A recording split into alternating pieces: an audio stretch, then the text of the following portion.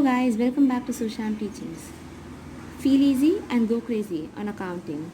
So in the last session, we studied about the meaning, classification, characteristics, nature of financial statements and also about annual report. So in this session, we shall continue with the same chapter, financial statements of a company, and the topic that we are going to deal in this session is going to be about balance sheet. So in this video we'll be wholly dealing about balance sheet, meaning about its format, that it's the pro forma according to Part 1 Schedule 3 of Companies Act 2013, and about the heads and subcontents of balance sheet. And I request you all to watch this very carefully because CBSE will definitely question you about the heads and subcontents of the balance sheet in 4 mark, with an internal choice, and also in 1 mark. So do focus. So what do you mean by balance sheet? So balance sheet is nothing but a statement of assets, liabilities and equities. I know that you've already studied about balance sheet in class 11th standard. You've also prepared it. Your right side will be your asset side, your left side will be your liability side, which is nothing but your horizontal balance sheet. So now upon you will be preparing vertical balance sheet according to Part 1 Schedule 3 of Companies Act 2013. So balance sheet is nothing but a statement of assets, liabilities and equities. It is a statement which shows how much assets the company has, how much liabilities and equities is with the company. In fact, it shows your financial position, as I have said in my earlier video. So it is also known as position statement just because it shows your financial position of your business, and it is prepared as per Part 1 Schedule 3 of Companies Act 2013. From now upon, you'll be preparing vertical balance sheet, and your first part will be equities and liabilities, and your second part will be assets. So I know that in your class 11 standard you have studied a separate chapter known as accounting equation. Accounting equation is nothing but asset is equal to equities plus liability. So the most important characteristic of balance sheet is that it satisfies your accounting equation, which is assets is equal to equities plus liability. This side and this side should get tallied. Only then your balance sheet is perfect. As I said earlier, your balance sheet will be prepared as per Part 1 Schedule 3 of Companies Act 2013. It will be your vertical balance sheet. So your vertical balance sheet will consist of the first part is equities and liabilities, and your second part will be asset side. Under your equities and liabilities part, you have four main heads: shareholders fund, share application money pending allotment, non-current liability and current liability. Under shareholders fund, that is your first main head, you have three subheads, which is nothing but share capital, reserves and surplus, money received against share warrants. So what do you mean by share capital? So contents and subheads of balance sheet. The first one is equities and liabilities. What do you mean by equity? Equity is nothing but the liability towards the shareholder. Liability that the company owes towards the shareholders. And liability is nothing but the liability towards the outsiders or external liability. So shareholders fund. Under shareholders fund, the first subhead is share capital. So what do you mean by share capital? Share capital is nothing but the amount that the company acquires from the public by issue of shares. So first one is authorized or nominal capital, issued capital and subscribed capital. So what do you mean by authorized or nominal capital? Authorized or nominal capital is nothing but the maximum amount of shares that the company can issue. In other words, it is nothing but the maximum amount of the capital that the company can get from the public by issue of shares. So it will be specified in your memorandum.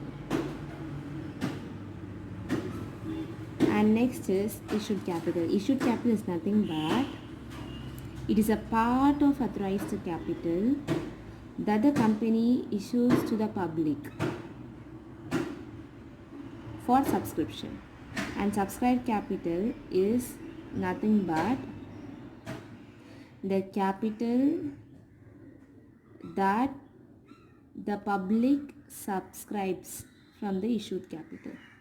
So let me repeat once again. So under shareholders fund, you have your share capital.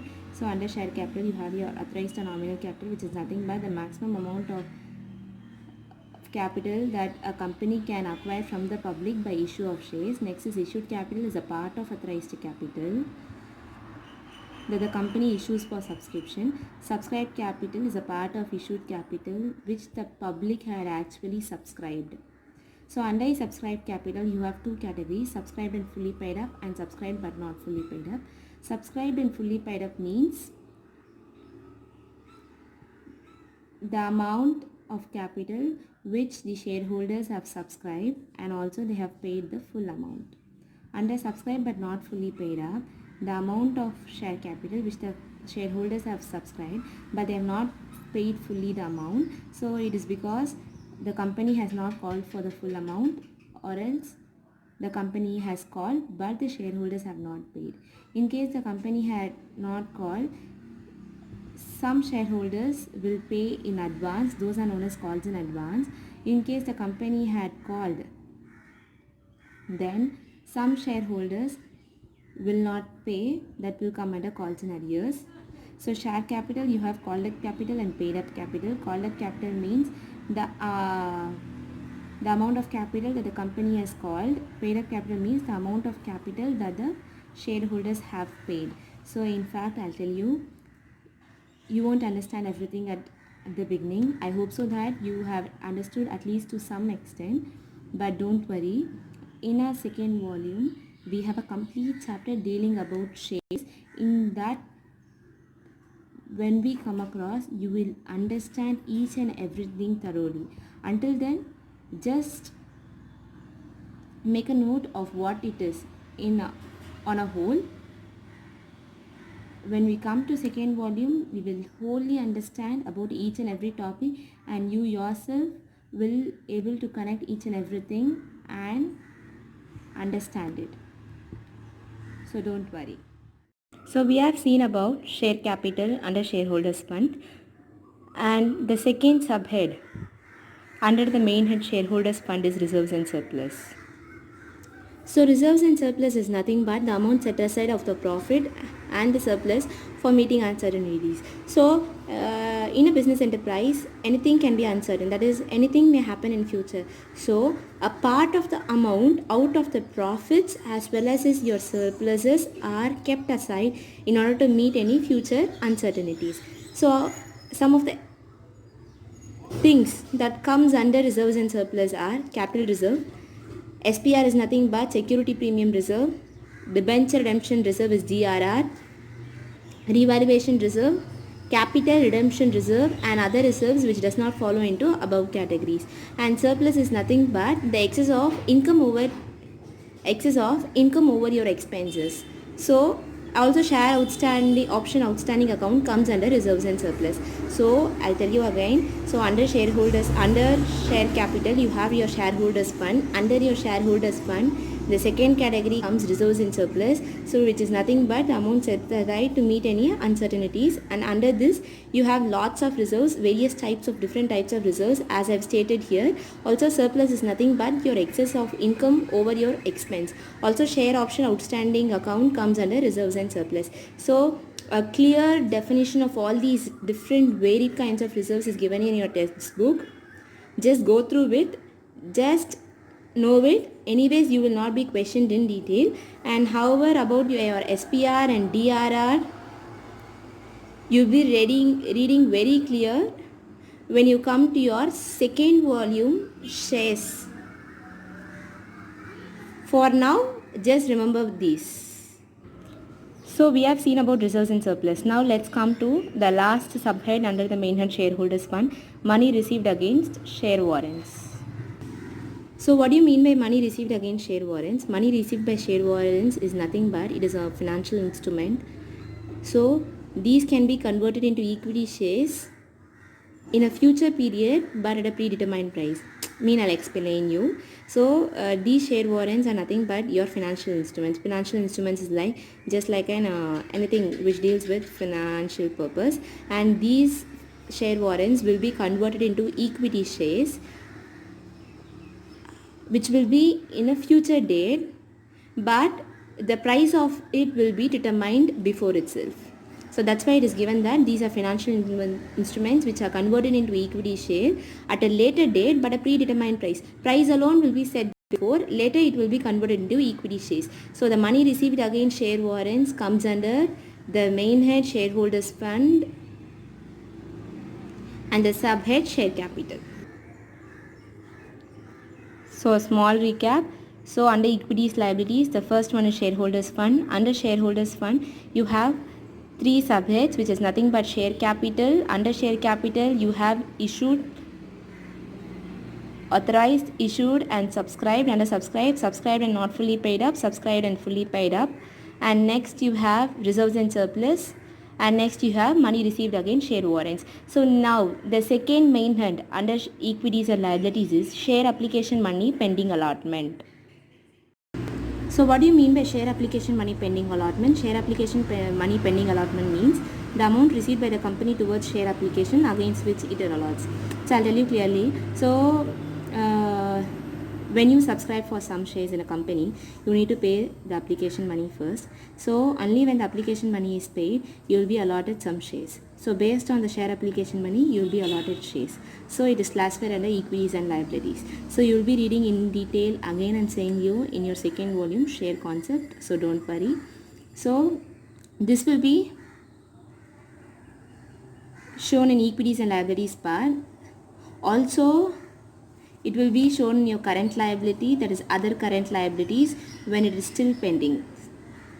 I mean, when you're not allotted shares, when some of the shareholders are not allotted shares, so the share application money which is pending will be classified under current liability, other current liability, until and unless he's paid back his money for the shares that is not allotted. And the third main head under equities and liabilities part is your non-current liability. So under your non-current liability, you have four subheads. The first one is long-term borrowing, second one is deferred tax liabilities net, and the third one is other long-term borrowings, and the next is long-term provisions. So under non-current liability, let's see what does long-term borrowing means. First, what do you mean by non-current liability? Non-current liabilities are those liabilities which are not current liability. They are payable after 1 year or after the period of operating cycle. So under non-current liability, the first subhead you have is long-term borrowing. So what are the various kinds of long-term borrowings? You have like long-term borrowings or borrowings which are not repayable within 12 months. They are repayable after more than 1 year or after the operating cycle. So example may be debentures which is issued more than 1 year, bonds, term loans and public deposits and other loans and advances. These all comes under the subhead long-term borrowings and the main head non-current liability. So the second subhead under non-current liability is deferred tax liabilities net. So what do you mean by deferred tax liability? Deferred tax liability is nothing but it comes when your accounting income is more than taxable income. So let me explain you. So you have to calculate what is your taxable income, that is how much amount you have to pay. And above that, you also have your accounting income, that is how much actually comes into your accounts. So when this accounting income is more than your taxable income, then you need to pay this amount. So when you have to pay this amount, it automatically becomes your liability and results as deferred tax liabilities. So in short, deferred tax liability means your accounting income is greater than taxable income, comes under the main head in non-current liability and the subhead deferred tax liabilities. Next, the third subhead under non-current liability is other long-term borrowings. So what do you mean by other long-term borrowings? Other long-term borrowings means, or other long-term liabilities is nothing but all those liabilities which does not follow in the above two category. So they are classified into two types. The first one is trade payables. Trade payables are nothing but the amount which has to be paid for the goods purchased. So under trade payables, you have two divisions, that is creditors and bills payable. Creditors are those people to whom we need to pay money for the amounts purchased, whereas bills payable is same, where a bill of exchange is given that we will be paying the amount at a later date. So next comes others. Others means others which does not follow into the above category. So example may be premium payable on redemption of preferred shares or debentures and etc. So other long-term liabilities comes under the main head non-current liability. Under this you have trade payables and others. Trade payables includes creditors and bills payable. Others may be premium payable on the redemption of preferred shares or debentures and etc. So just remember this. And the last subhead under non-current liability is long-term provisions. So what do you mean by other long-term provisions? Other long-term provisions is nothing but the amount set aside to meet some future uncertainties. You need that provisions which are in a long term. These provisions. So these are provisions which are created on a long-term basis, which are nothing but these are usually created so that to meet certain uncertainties. You know that provisions are nothing but they are created so that to meet some future uncertainties. So when these are created on long term, it falls under the category long-term provisions. So example are provision for gratuity and provision for warranty, provision for leave, etc. So under non-current liabilities, you have 4 subheads: long-term borrowings, deferred tax liability, other long-term borrowings, and long-term provisions. Long-term borrowings like debentures, bonds, etc. Deferred tax liability when your accounting income is greater than your taxable income. Other long-term borrowings comes under your trade payables and creditors. Under your next is your long-term provision like provision for gratuity, leave, and etc. So next, the fourth main head under equities and liabilities part is current liability. So under current liability you have 4 subheads. First one is short-term borrowings, trade payables, other current liabilities, and short-term provisions. So the first subhead, short-term borrowings. What does that mean? So what do you mean by current liability? Current liability is the liability which are not non-current liability. They are settled within 12 months or the operating cycle. So under current liability, your first subhead is short-term borrowings. What do you mean by short-term borrowings? Borrowings which are settled within 12 months or repayable within 12 months. So examples of short-term borrowings are loans, bank overdraft, deposits, other loans and advances. The second subhead which comes under your current liability is trade payables. So what do you mean by trade payables? Trade payables is nothing but includes creditors and bills payable. So creditors are the people to whom you have to pay the money for the purchase of goods on credit, whereas bills payables are a bill of exchange given by you that you will settle the particular amount at a later period. That is, your credit will be paid at a later period or at a later specified time. So trade payables includes creditors and bills payable, and it comes under the main head current liabilities and the subhead trade payables. So what do you mean by other current liability, which is the third subhead under the main head current liabilities? Other current liabilities include the current liabilities which are not categorized under the above categories, and the other current liability includes current maturities of long-term debt, income received in advance, unpaid dividend, calls in advance, outstanding expense, interest accrued but due or not due on borrowing, or deposits or debentures. Just remember these. Again, I'll be telling you that you will be understanding everything clearly when you come to the volume 2. And the last subhead under the main current liability is short-term provisions. So we know that provisions are nothing but certain amounts set aside out of your profits to meet future uncertainties. When such provisions are made for a period of 12 months or for a short-term purpose, it is called as short-term provisions. And the various short-term provisions which falls into this category is provision for expenses, tax employees, and etc. So under the main head current liability, we have 4 subheads. First one is short-term borrowing, second one trade payable, third one other current liability, and the fourth one short-term provisions. So this is our equities and liabilities part. The first 2 main head belongs to equities part, and the second 2 main head belongs to liabilities part.